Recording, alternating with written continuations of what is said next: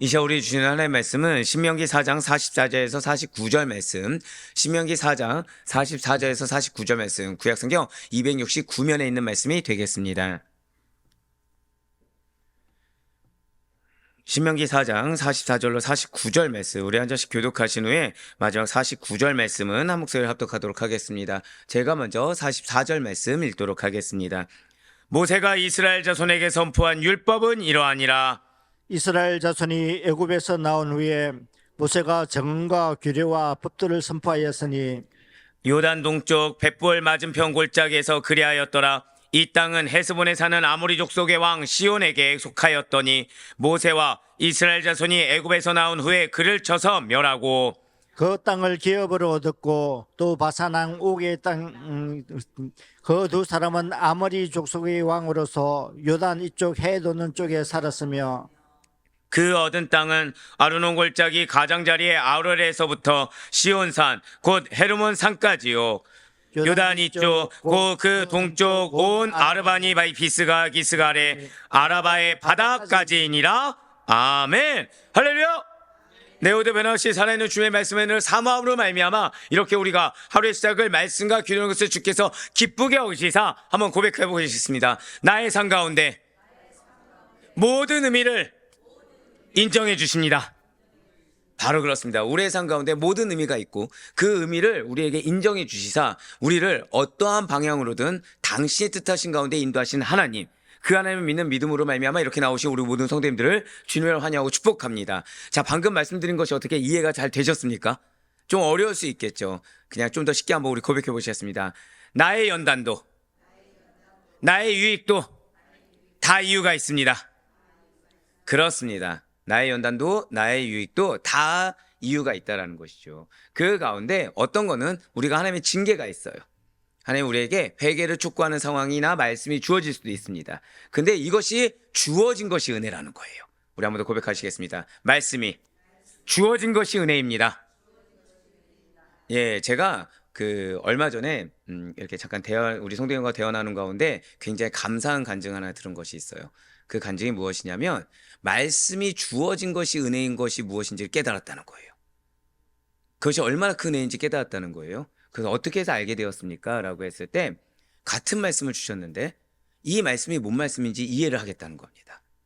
근데 이 말씀을 들어야 돼. 이제 자신의 이제 지인이겠죠. 지인이 그 말씀 못 알아듣더라는 거예요.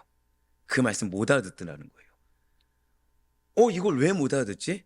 이거는 이 말씀인데 왜 그걸 못 알아듣지라는 의구심이 생긴 순간 내가 하나님이 나를 징계하셨든 연단하셨든 위로하셨든 결국 나에게 이 말씀을 깨달을 수 있는 은혜를 주신 거, 주어진 말씀에 대해서 한번 고백하시겠습니다. 그대로 받아들일 수 있는 것, 그것이 은혜라는 것을 깨달았다는 거예요. 즉 내 입장에서 생각하고 받아들인 것이 아닙니다. 하나님 원하시는 대로 그 뜻하신 대로 받아들이는 것이, 물론 그분의 고백 이면에는 무엇이 있었을까요? 당연히 고통이 있었습니다. 당연히 인내가 있었고 괴로움이 있었죠. 그분이라고 해서 한 번에 받아들일 수 있었겠습니까? 없었다는 거예요. 근데 그 시간을 지나고서 받아들이는 단계가 오게 되니까 이 시간들이 헛되지 않은 거.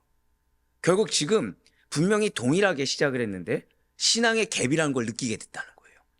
동일하게 시간을 보내왔지만 누군가는 그 말씀을 받아들인 상태가 이전과 똑같았고 자신은 그 연단 가운데 깨닫는 것이 다르게 깨달았다는 것이 얼마나 그 은혜인지 깨달았다는 것입니다. 자, 제가 지금 이 말씀을 왜 드렸을까요? 오늘 말씀이 그 말씀이에요. 오늘 말씀은 상당히 무서운 말씀입니다. 오늘 말씀은 그래서 상당히 은혜가 되는 말씀입니다. 자, 지금 우리는 신명기를 통해서 은혜 받는 시간을 갖고 있습니다. 자, 우리 한번 선포해 보시겠습니다. 나를 은혜 받은 자로 여겨주셔서 감사합니다. 바로 그렇습니다. 바로 그렇습니다.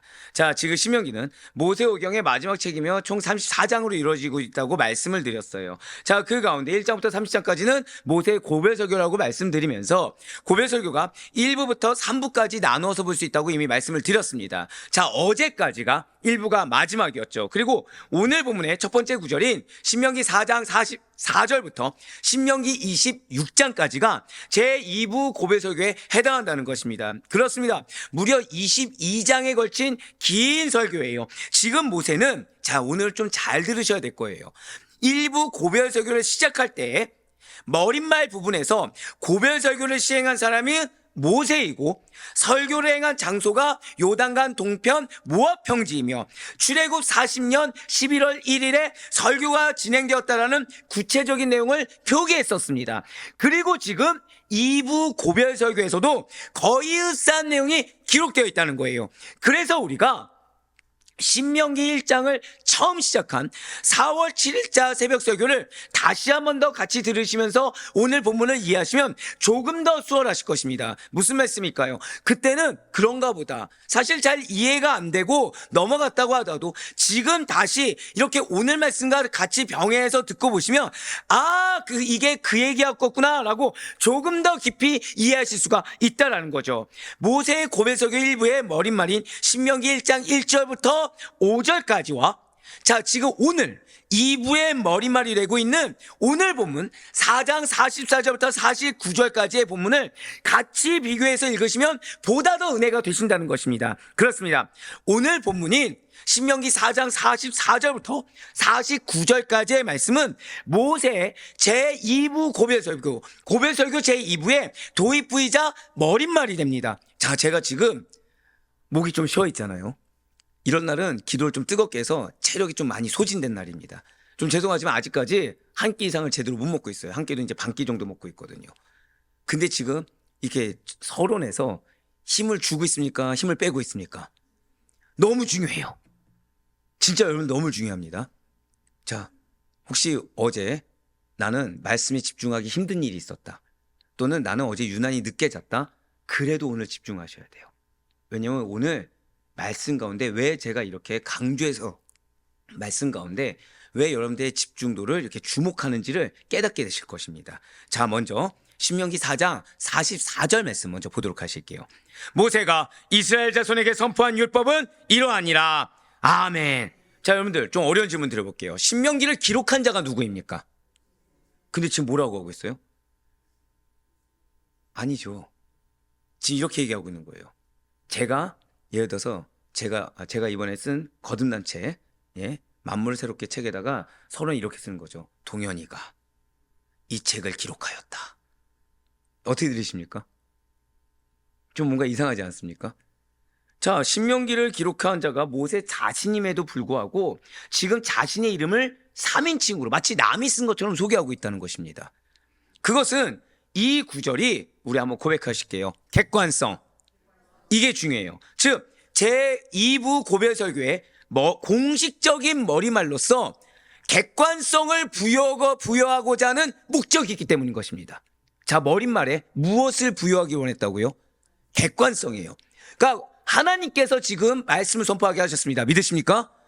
그래서 하나님께서 공식적으로 이 부분은 제2부 고별설교 시작이야 라고 했는데, 듣는 사람으로 하여금 이것은 모세의 주관적인 의견이나 모세의 주관적인 생각, 판단, 감정에 의해서 전한 것이 아니라 객관적인 하나님께서 선포하라고 하신 하나님의 말씀이다 라는 것을 부여하기 위해서 일부러 3인칭으로 말을 하고 있다는 거예요. 그렇습니다. 지금 모세는 1부 고별설교를 마친 다음에 바로 이어서 고별설교 2부를 지금 시작하고 있습니다. 그래서 1부 설교와 2부 설교에는 큰 시간 차이가 없어요.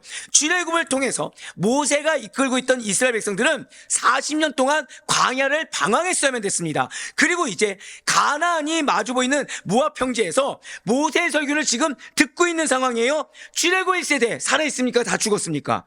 다 죽었죠. 광야 40년 동안 다 죽었습니다. 이제는 출애굽 1세대 중에 오직 여호수아와 갈렙만이 살아남았어요. 지금 모세는 그래서 가나안 진입을 목전에 두고 있는 출애굽 2세대로 구성된 이스라엘 백성들에게 하나님의 선민이 지켜야 될 최소한의 규범인 율법을 가르치고자 한 것입니다. 제가 이전에 한번 말씀드렸죠. 아니 지금 본인은 들어가지도 못하면서 대체 무엇을 위해서 그렇게까지 열심히 지금 설교하고 있는 것입니까?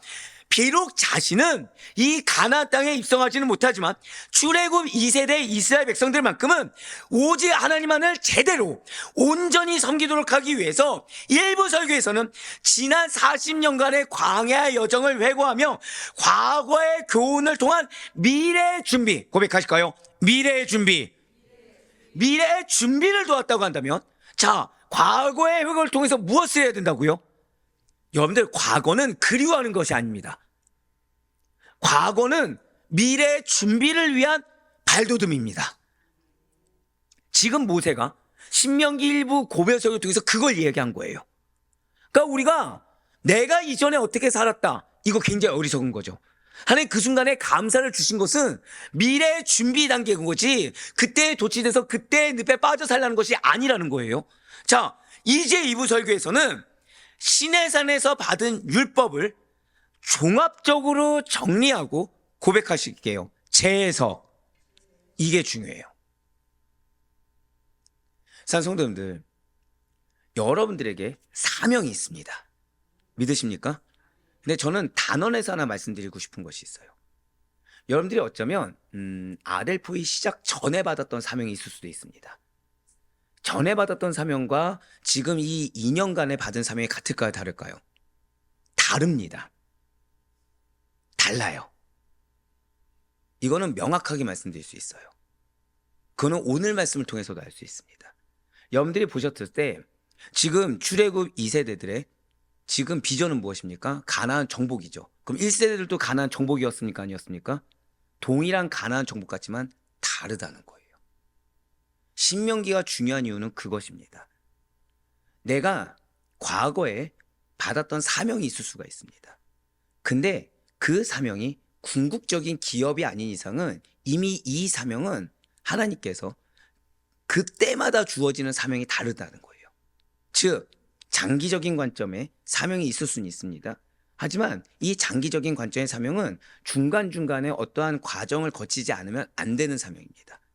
즉 그 순간순간마다 주어지는 연단의 사명을 온전히 아멘으로 순종해서 한마디로 테스트에 통과하지 않으면 이 사명은 이미 끝난 사명이라는 거예요. 자, 지금 출애굽 2세대가 그래서 중요합니다. 자, 지금 시내산에서 율법을 받았습니다. 근데 지금 신명기에도 아마 여러분들 이미 들으셔서 아시겠지만 또다시 율법을 재반포합니다. 근데 그것은 의미가 달라요. 의미가 다르다는 거예요. 같은 말씀 같지만 어떻다고요? 의미가 다르다는 것입니다. 이때가 바로 출애굽 제40년 11월 1일로서 아모리 왕 시온과 바산 왕 오로부터 빼앗은 요단 동편 땅을 루벤 지파, 갓 지파, 그리고 므낫세 반 지파에게 기업을 할당해 준 이유였습니다. 모세가 선포한 율법. 자, 여기서 좀 여러분들 아마 오늘 많이 쓰셔야 될 거예요. 여기서 율법이라고 번역된 토라는 일반적으로 어떤 뜻을 가르치고 있죠? 가르침이란 뜻을 갖고 있습니다. 토라가 뜻이 일반적으로 무엇이라고요? 가르침입니다. 그런데 이러한 토라는 그냥 일반적으로 가르침으로 끝나는 것이 아니에요. 이러한 토라의 주된 특성을 알리고 있는, 한번 같이 고백하시겠습니다. 증언, 규례, 법도, 바로 그렇습니다. 그러니까 토라 하면 이 세 가지가 있어요. 증언, 규례, 법도는 신명기 4장 45절에서 이어서 설명하고 있다는 거죠. 즉 이전까지는 토라는 무엇이었다고요? 가르침. 그런데 모세 제2부 고별설교에서는 이 가르침을 명확하게 분류해서 설명하고 있습니다. 증언, 규례, 법도인 것입니다. 4장 45절 말씀입니다. 이스라엘 자손이 애굽에서 나온 후에 모세가 증언과 규례와 법도를 선포하였으니. 아멘. 그렇습니다. 율법은 제일 먼저 증언의 성격을 가지고 있습니다. 그런데 이 증거라는 것은 단순한 사실에 대한 진술이 아니에요. 고백하시겠습니다. 경고를 담고 있다. 경고를 담고 있어요. 자, 그래서 우리가 사명을 행할 때 내가 증인이 됩니다, 내가 증거자입니다 함부로 말할 수가 없어요. 왜죠? 이 증거는 경고를 담고 있습니다. 자, 여러분들 중에 나는 징계를 받고 싶다. 있으십니까? 없죠. 근데 우리가 흔히 하는 실수 중에 하나가 이 사명을 위해서 내가 이렇게 쓰임받고 있습니다. 이거 진짜 위험한 말입니다. 왜죠? 왜죠? 이게 왜 위험하죠? 확신 있으십니까? 확신 있으십니까? 그거에 대해서. 그리고 내 삶이 하나님의 기준에 합당하게 거룩하고 정결하게 100% 살고 계세요? 아니죠. 근데 우리는 함부로 내가 증거자다. 내가 사명자다. 그래서 우리가 지난 주일 그리고 우리가 새벽 예배를 통해서 이 사명을 이루기 위해서 이것이 필요하단 말을 하지 말라라고 말씀드린 이유가 바로 이겁니다. 증거에는 뭐가 있다고요? 경고를 담고 있어요. 그리고 그 증거는 사람의 증거가 아닙니다. 하나님의 증거이며 하나님의 인격과 섭리가 내포되어 있는 하나님의 자신의 확증으로 이해되어져야 된다는 거예요. 자, 이 말이 굉장히 중요합니다. 이 증거는 사람의 증거가 아니라고 말씀드렸어요. 하나님의 증거이며 하나님의 인격과 섭리가 내포되어 있는 하나님의 자신의 확증으로 이해되어져야 돼요. 자, 그러니 왜 우리가 사명을 감당할 때 자, 건강이 필요합니다. 물질이 필요합니다. 사람이 필요합니다. 할 수 있겠죠, 인간적으로는. 근데 이게 진짜 위험한 말이라는 거예요. 자, 돈에 하나님의 인격이 들어있습니까? 없습니까? 있다고 함부로 말할 수가 없는 거죠. 자, 내 건강에 하나님의 인격이, 내가 건강해야만 인격이 담고 있다. 할 수 있습니까? 없습니까? 없다는 거예요. 그래서 그런 말을 해서는 안 되는 거예요. 이건 굉장히 위험한 말이고, 하나님의 그 증거를 내가 스스로 나는 지금 하나님의 증거, 하나님의 자리를 내가 빼앗았습니다라고 얘기한 거랑 똑같은 겁니다. 우리는 분명 하나님이 나를 증거자로 삼을 거예요. 믿으십니까? 그래서 내가 없어야 돼요. 내가 없고 하나님만 살아계셔야 되는 겁니다. 자, 율법은 제일 먼저 어떤 성격을 가진다고요? 고백하시겠습니다. 증언의 성격, 증거의 성격을 가집니다. 또한 두 번째로 율법은 규례로 볼 수가 있어요. 모세가 이스라엘 백성들에게 전해준 율법은 결코 입으로만 선포한 설교가 아닙니다. 기록으로 남겨서 주어진 성문화된 율법, 즉 성결한 문법, 성결한 거룩한 바로 그런 율법이라는 거죠. 어떤 곳에 새겨지거나 기록된 하나님의 율법이라는 것입니다. 지금 모세는 이스라엘 백성들이 본 앞에서 하나님의 기록된 말씀을 건네준 거라는 거예요. 즉 이거는 어떤 말씀이라고요? 하나님의 말씀이라는 것입니다. 마지막으로 율법은 모든 인간과 만물의 재판장이신 하나님의 결정사항이라는 하나의 법도, 자, 고백하시겠습니다. 사법적인 성격, 사법적인 성격을 가지고 있어요. 하나님께서 결정하신 사항이며 이것은 무엇이냐? 한 번 더 고백하실게요. 하나님의 심판, 하나님의 심판까지 포함된 개념으로 이해할 수가 있다는 거죠.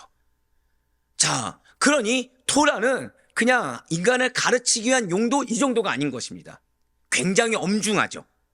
말씀은 굉장히 엄중하죠.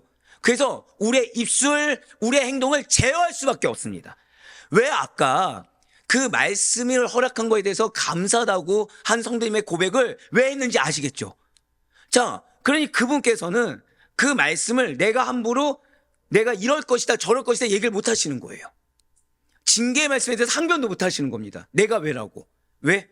말씀이 무섭거든요.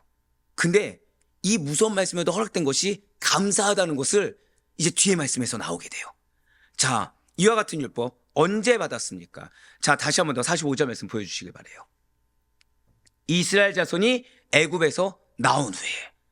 자, 이 구절 지금 이해가 되십니까? 이 구절 역시도 온전히 잘 이해하려면 46절 말씀과 같이 봐야 됩니다. 그렇습니다. 분명히 모세는 출애굽 직후에 시내산에서 율법을 수여받았어요. 그리고 40년 광야에서의 방랑을 끝내고 가나안에 들어가기 직전에 요단 동편에서 40년 전에 받은 율법을 재정리해서 설교하고 있는 것입니다. 그래서 4장 45절과 46절 말씀을 한번 같이 보도록 하실게요. 이스라엘 자손이 애굽에서 나온 후에 모세가 증언과 규례와 법도를 선포하였으니 요단 동쪽 백보엘 맞은편 골짜기에서 그리하였더라. 이 땅은 헤스본에 사는 아모리 족속의 왕 시온에게 속하였더니 모세와 이스라엘 자손이 애굽에서 나온 후에 들을 쳐서 멸하고. 아멘. 자, 지금 붉은색으로 표현된 부분만 보시면 모세가 고별설교 제2부를 한 것이 마치 장소와 시점이 안 맞는 것처럼 여겨질 수가 있다는 거예요. 자, 애굽에서 나온 후가 요단 동쪽은 아니죠. 그렇죠? 애굽에서 나온 후면은 우리가 흔히 생각하는 광야라든지 기껏 잘 생각해야 어디 생각할 수 있습니까? 시내산 정도 생각할 수 있어요. 근데 거기서 선포했다고 하고서 지금 어디서 또 선포됐다고 얘기하는 거예요? 요단 동쪽에.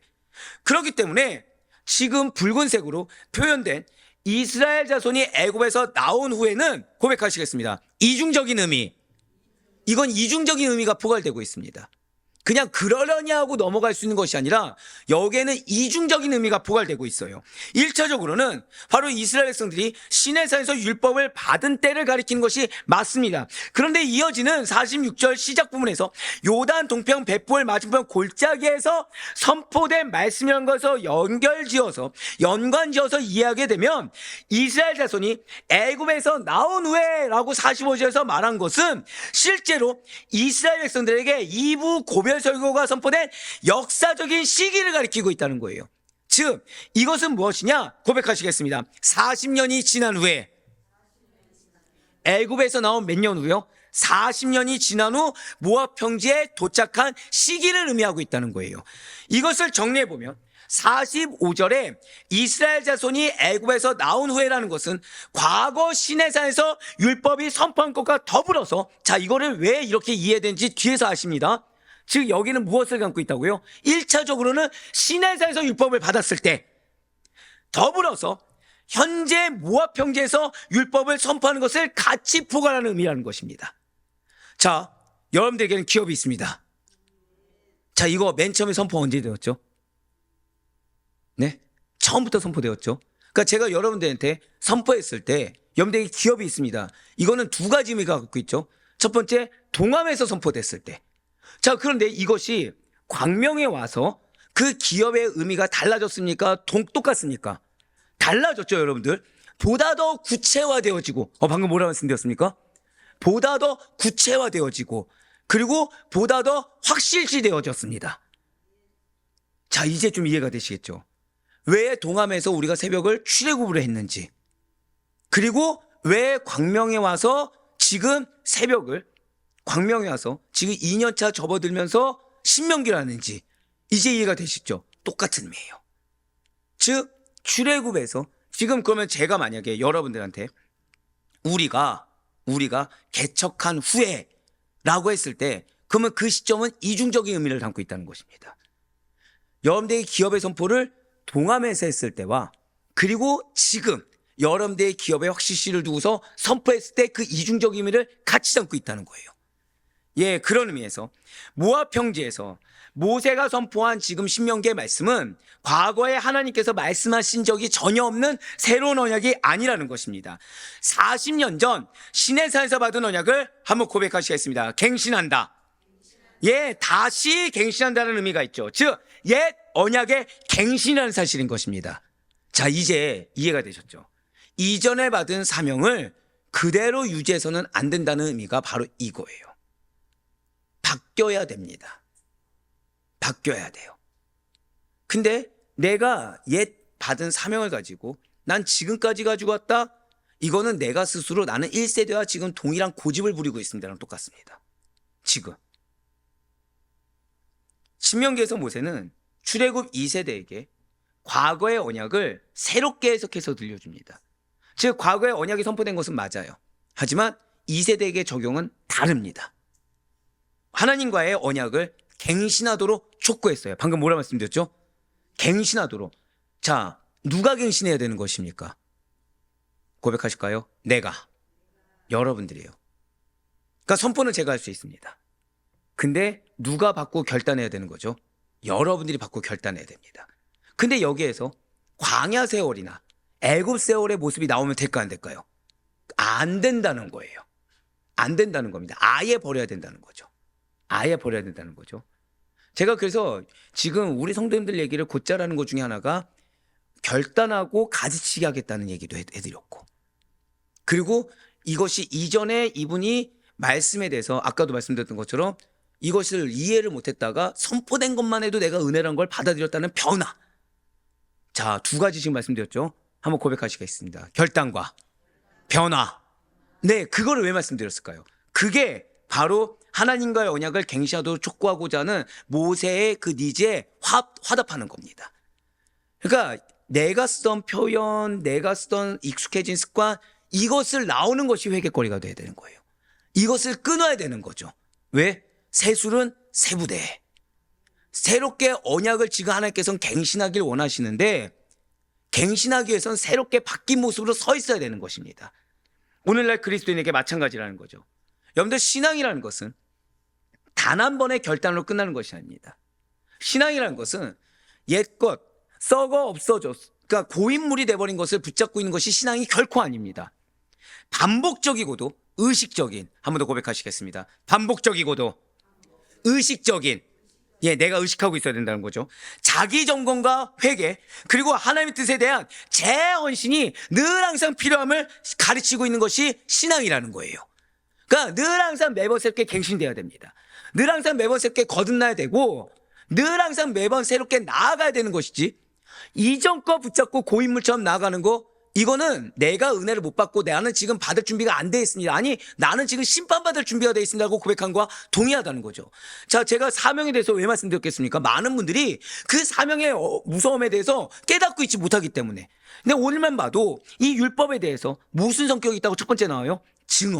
증거에 대해서. 근데 그 증거가 누구 기준입니까? 하나님이라고 말씀드렸잖아요. 하나님 자신의 확증인 것이지, 하나님의 인격과 섭리가 내포되어 있는 하나님 자신의 확증인 것이지, 우리의 인간적이고도 세상적인 것이 튼튼한 것이 증거될 수가 없다라는 것입니다. 그것만 봐도 지금 우리가 그러면은 이 자리에서 나올 만한 회개거리들이 얼마나 많겠습니까? 우리가 얼마나 하나님을 경홀히 여기고 내 유익을 위해서 하나님을 끌어당겼는지가 얼마나 많이 나오겠습니까? 그렇기 때문에 신앙은 늘 항상 한 번으로 끝나는 것이 아니라 끊임없는 반복적이고도 나의 죄나 나의 상황에 대해서 의식하고 있고 인식하고 있어서 자기 점검하고 회개하며 하나님의 뜻에 대한 재헌신이 필요한 것이 신앙이라는 거예요. 그건 나에게 고난이 닥쳐옵니다. 이건 영적 전쟁일까요? 그렇게 말할 수 없다고 말씀드렸죠. 나에게 어려움이 왔습니다. 영적 전쟁입니까? 그렇게 함부로 말할 수가 없다는 거예요. 그렇게 함부로 말할 수가 없다는 거죠. 가장 기본적인 자세는 무엇입니까? 나를 돌아보는 거죠.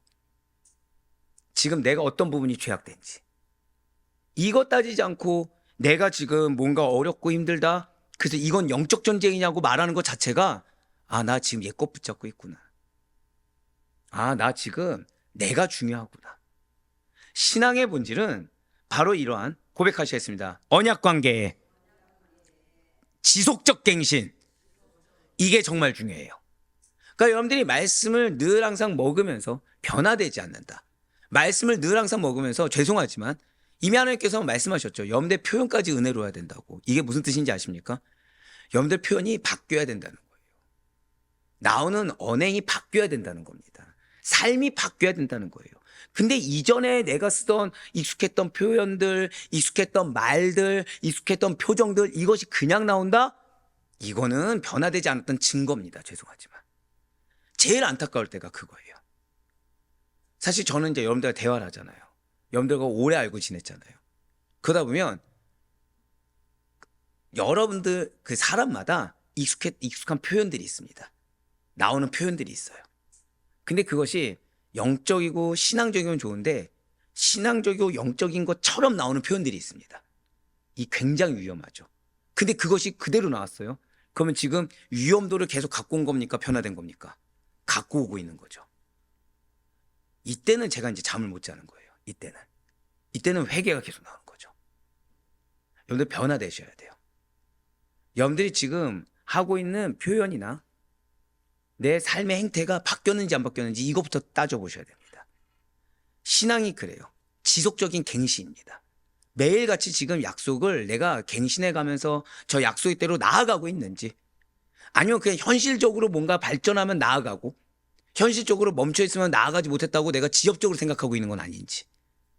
말씀드렸죠. 사명을 이루는데 무엇이 필요하다 안 필요하다? 필요하지 않습니다. 필요하지 않습니다. 하나님이 하고자 하시면 하시는 거고 아니면 아닌 것입니다. 개 중에는 여러분들의 노력과 헌신이 마치 남이 스틸해 가는 것처럼 그런 상황, 억울한 상황이 주어질 수도 있어요. 이것도 중요하지 않습니다. 왜죠?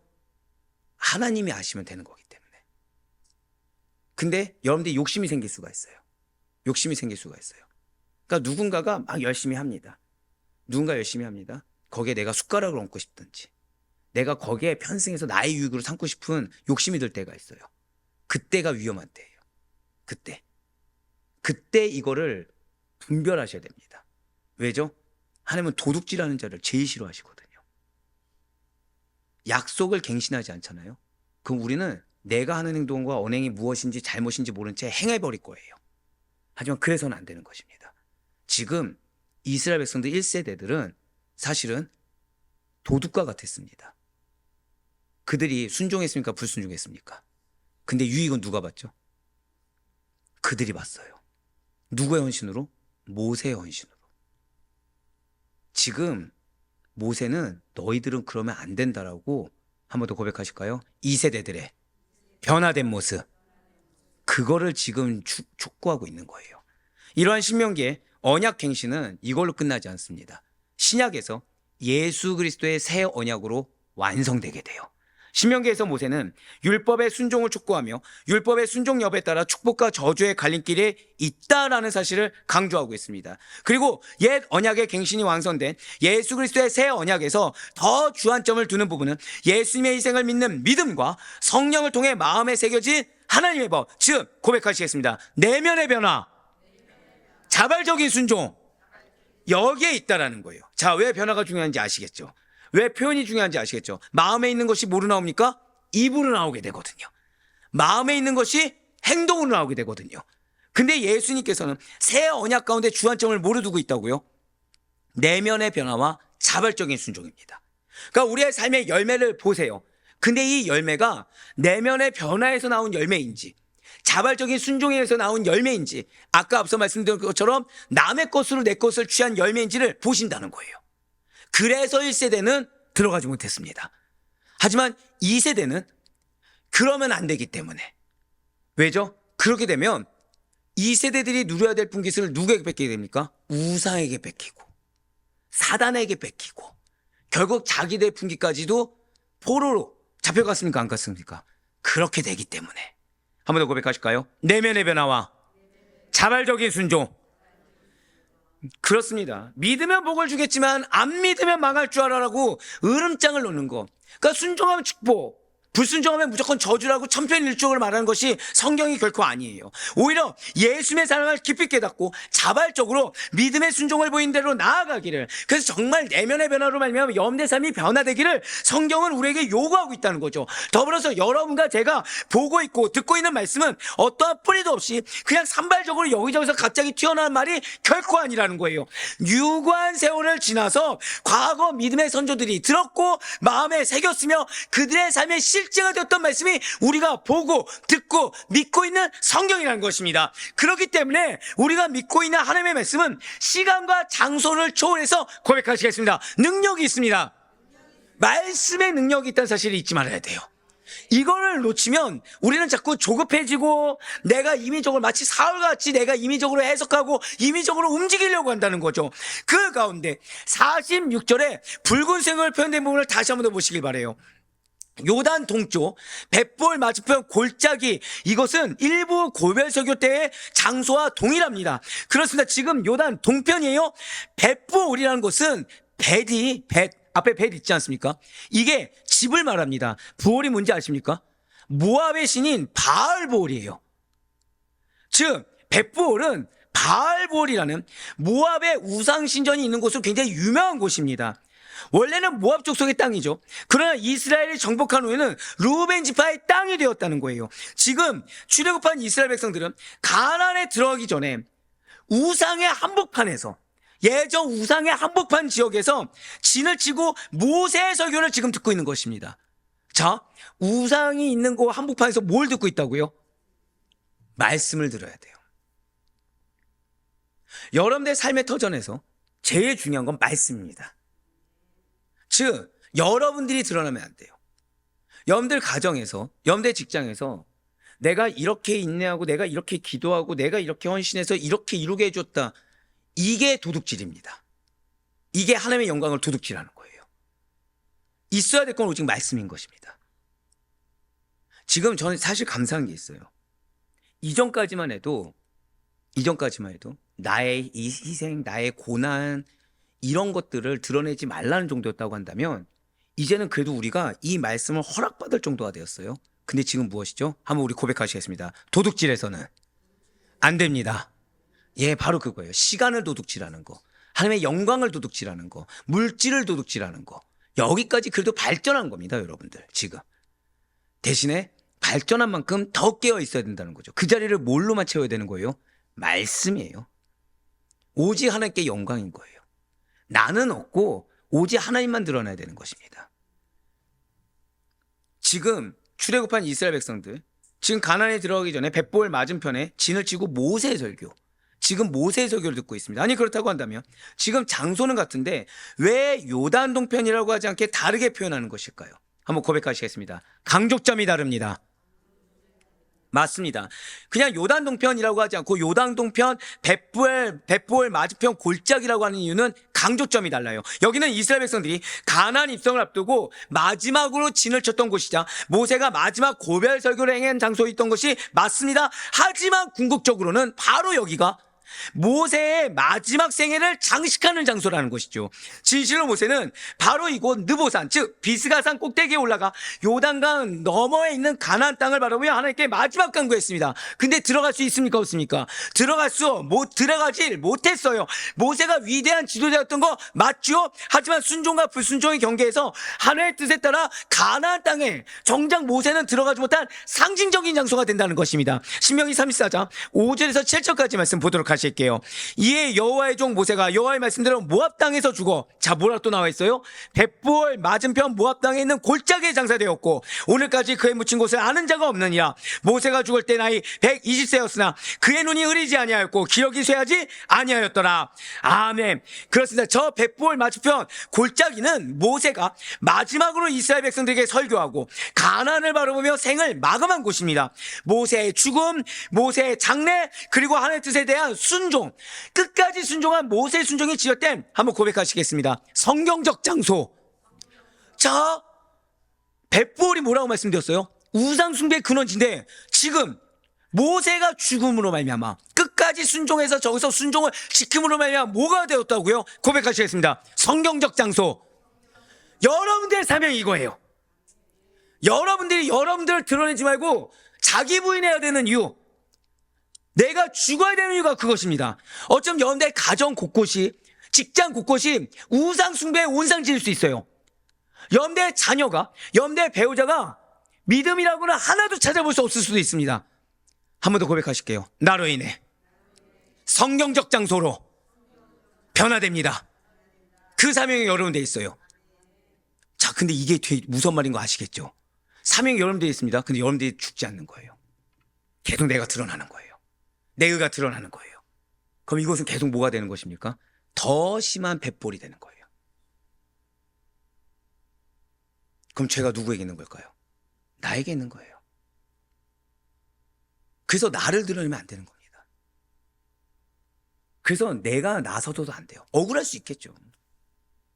조금이라도 인정받고 싶겠죠. 아, 나는 보상이 뭐야? 라고 생각할 수 있겠죠. 왜? 그동안 희생해 왔으니까. 근데 모세를 보세요. 자, 우리 중에 모세만큼 희생한 자 있습니까, 없습니까? 없습니다. 여러분들 모세만큼 억울하십니까? 아니에요. 그럼에도 불구하고 순종했을 때 여기는 고백하실게요. 성경적 장소. 여러분들에게 요구하는 게 바로 그거예요. 제가 때로 이렇게 어떤 분을 위해서 기도할 때는 이름까지도 없게 해달라라고 기도할 때가 있어요. 근데 이게 들어질까요, 안 들어질까요? 잘 안 들어져요. 어려운 거 맞습니다. 근데 문제는 하나님께서는 그분이 아니라 다른 분을 세우길 원하세요. 근데 계속 일어나는 거예요. 계속 일어나는 거예요. 그러면 그럴수록 뭐가 된다고요? 벳볼로 계속 들어가는 겁니다. 벳볼로 계속 들어가요. 고생한 만큼의 대가가 없죠. 당연히 고생 더 하죠. 그게 사랑입니다. 근데 왜요? 내버려뒀으면 형통하게 두셨을 겁니다.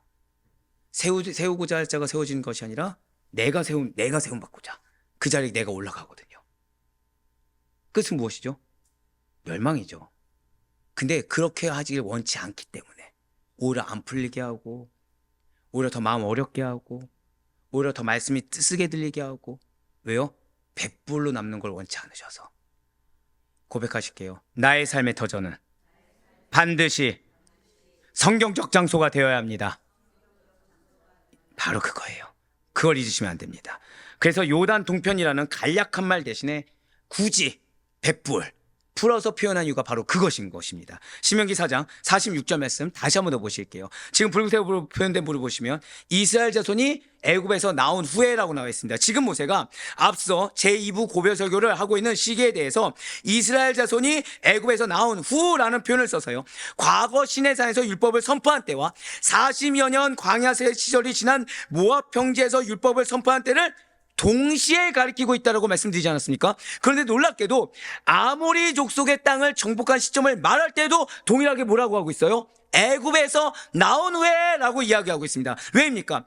대체 왜 출애굽한 다음에 40년이 지나서 일어난 일을 출애굽한 즉시로 이뤄질로 쓰고 있는 것입니까? 그것은 이 무서운 말이에요, 여러분들. 제가 만약에 제 설교가 좀 쓰게 들렸다라고 하면은 차라리 감사하셔야 돼요. 오늘 말씀의 핵심이 바로 이겁니다. 자, 지금 출애굽한 다음에 40년이 지났습니다. 근데 표현을 뭐라고 하고 있다고요? 애굽에서 나온 후에라고 하고 있어요. 이게 되게 무서운 말이에요. 그것은 불순종한 이스라엘 백성 1세대의 40년 역사를 의도적으로 제외시킨 겁니다. 쉽게 말씀드릴까요? 여러분들이 고생을 해왔어요. 고생을 해왔어요. 가족을 위해 헌신해왔어요. 내상 없이 가족을 위해서 희생해왔어요.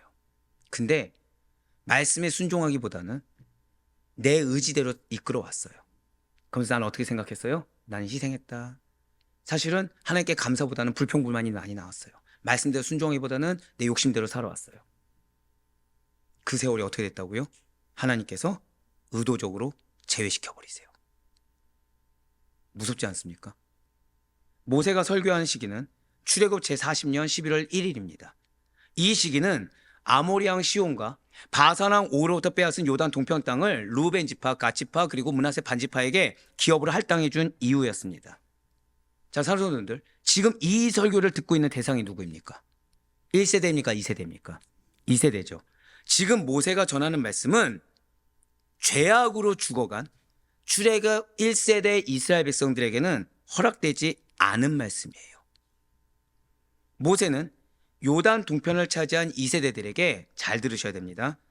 너희들이 듣고 있는 하나님의 말씀은 오직 순종하려는 마음과 자세를 가진 자들에게만, 즉 이전에 부모 세대나 이전의 나의 모습으로 안 되고 새롭게 변화된 자세로, 아무런 증거가 없어도 하나님의 약속의 말씀을 믿고 내가 나아가겠습니다라는 결단의 의지를 가진 자들에게만, 오직 출애굽하여 요단 동편을 순종함으로 차지할 너희들에게만 허락된 말씀이라는 사실을 강조하기 위해서 의도적으로 광야에서 불순종으로 죽은 출애굽 1세대를 하나님의 역사에서 의도적으로 제외시켜서 설명하고 있다는 거예요.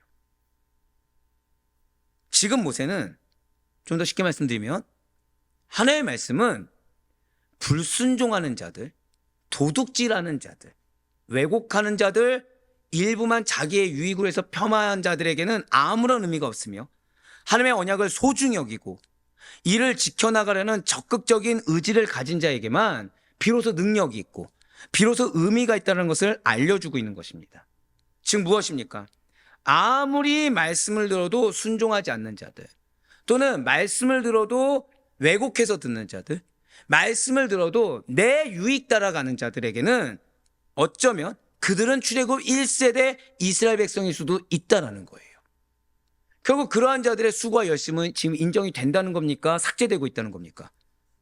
나는 헌신해왔다 생각했어요. 나는 희생해왔다 생각했어요.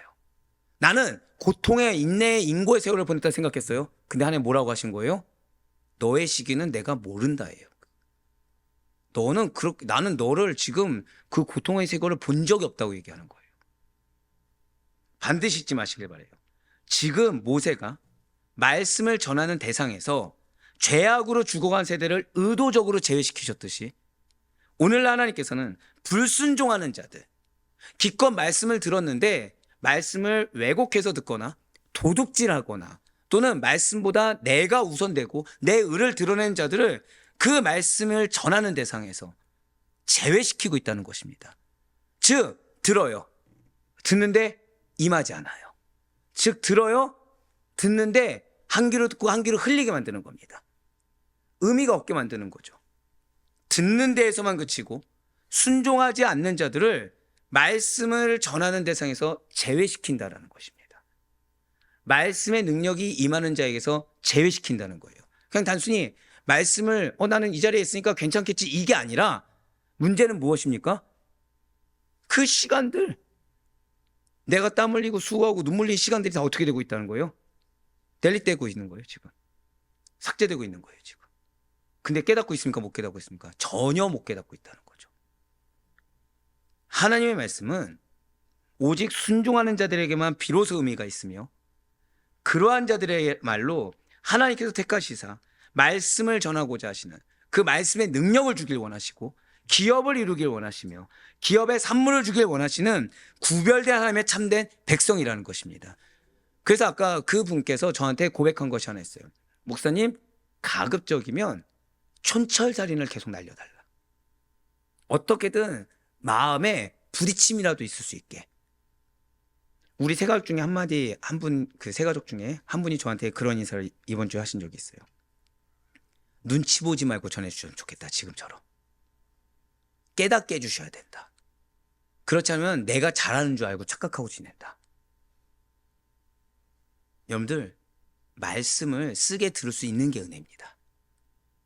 그래서 나를 돌아볼 수 있고 여기서 돌아보는 걸 끝난 것이 아니라 말씀드렸죠. 표현까지도 언행까지도 바꿀 수 있는 게 은혜입니다. 근데 이거는 은혜다가 끝난 것이 아니라 반드시 그렇게 돼야 됩니다. 그러라고 하나님께서 말씀을 주신 거거든요. 근데 그렇지 않는다. 여전히 옛것이 나온다. 여전히 내가 드러나고 있다. 라고 한다면 나는 나 스스로가 내 시간을 지금 제외시키고 있어요.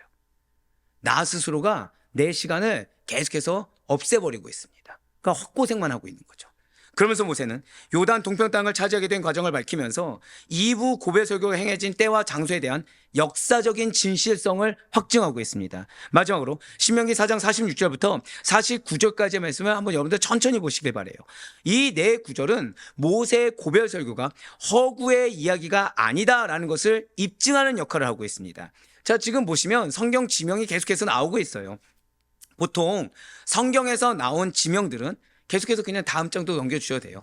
성경에서 나온 지명들은 오늘날에는 그 이름이 바뀌거나 없어지거나 아니면 그대로 남아있거나 합니다. 그럼에도 불구하고 변화없는 사실은 이 성경에 기록된 내용들이 역사성과 진실성을 가지고 있다는 것입니다. 하지만 안타깝게도 세상의 많은 사람들은 이런 하나님의 말씀에 대해서 살아있는 역사로 받아들이기보다는 구약은 그냥 이스라엘 역사, 신약은 위대한 성인의 전기 정도로만 치부해버린다는 거예요. 예수에 대해서도 하나님의 아들이 아니라 4대 성인 중에 하나 혹은 본받을 만한 위인 정도로 낮춰 생각하고 있다는 거죠. 이 얼마나 안타까운 일입니까? 우리가 말씀을 있는 그대로 받지 않잖아요. 우리 역시도 그러한 자와 똑같다라고 하나님 앞에 증명하고 있다는 거예요. 자, 우리 사랑하는 성도님들, 저와 여러분이 고별 설교의 말씀이 허락되지 않는 이 출애굽 1세대 이스라엘 백성들이 아니라 하나님의 말씀을 들을 대상, 그래서 하나님의 말씀으로 말미암아 변화될 대상에 포함되어 있다는 사실을 정말 감사하시기 바랍니다. 내 마음에 부담이 있거나 내 마음이 찔리거나 하더라도 일단 말씀을 들을 수 있게 말씀을 듣고 기회를 부였다는 사실에 정말 감사하셔야 됩니다. 그러니 어떠한 말씀이라 하더라도 주님께서 주셨다고 한다면, 주님께서 명령하셨다고 한다면 어떤 나를 옹호하고 내 상황을 옹호하기 위한 불순종할 핑계나 합리적인 이유를 달지 마시고 선포된 말씀 앞에 가장 먼저 하나님의 약속을 소중히 여기시고 이를 지켜나가려는, 누가 지킨다고요? 내가. 어떻게 해요? 내면에서부터 변화돼서 하나님의 말씀에 적극적으로 순종해서 적극적인 그 하나님의 결단의 의지를 가질 수 있는 우리가 되길 간절히 소망합니다. 진실로 온전한 순종은 모든 하나님의 축복을 여는 열쇠와도 같습니다. 그러니 바로 끊었기는 오늘 말씀은 굉장히 무서우면서 감사한 말씀이에요. 오늘 말씀을 잊어서는 안 돼요. 정말 바랍기는 여러분들 어떤 시간도 삭제가 되지 않기를 정말 소망합니다. 내 어리석은 말들이 나는 그것이 어리석은 것이 아니라 나의 어떤 유익이 있을 거라고 나도 모르게 자연적으로 계산되어 나오는 그런 말들이 나의 시간을 삭제한다라는 영적 경각심이 있어야 돼요. 그렇지 않으면 나는 내 말의 위험성, 내 생각의 위험성을 알지 못한 채 함부로 내뱉고 함부로 행동하며 함부로 나의 생명을 갉아먹게 될 것입니다. 아니에요. 말씀이 주어진 것이 은혜입니다. 그것이 특권이고 지금 내가 잘못됐다는 걸 깨닫게 하시고 변화되게 하시며 근데 목사님 변화된 삶을 가려고 하니까 막막합니다. 그게 은혜라니까요. 여러분들 기적이 언제 펼쳐지는지 아십니까? 내 힘으로 할 수 없는데 역사했을 때 그 우리 기적이라고 인정합니다. 막막한 상황 가운데 주어진 게 기적이고 그것이 은혜예요. 근데 주어진 기적이 딱 주어졌어요. 이때 내가 인내하고 내가 희생했더니 기적을 베풀어 주셨다. 이게 그 기적, 하나님의 은혜로 베푸신 기적을 내가 스틸해 간 거예요. 그럼 나는 어떻게 되죠? 또 이제 지워지는 거예요. 그냥 분별하셔야 됩니다. 말씀 앞에 머리 숙여 순종하실 때 하나님께서는 한 번으로 끝나는 것이 아니라 친히 우리의 길을 밝히시고 모든 상황 속에서 선한 길로 계속해서 하나님의 역사를 경험해 인도해 주시고 믿고 나아가는 우리 모두가 되기를 주님의 이름으로 간절히 축원합니다.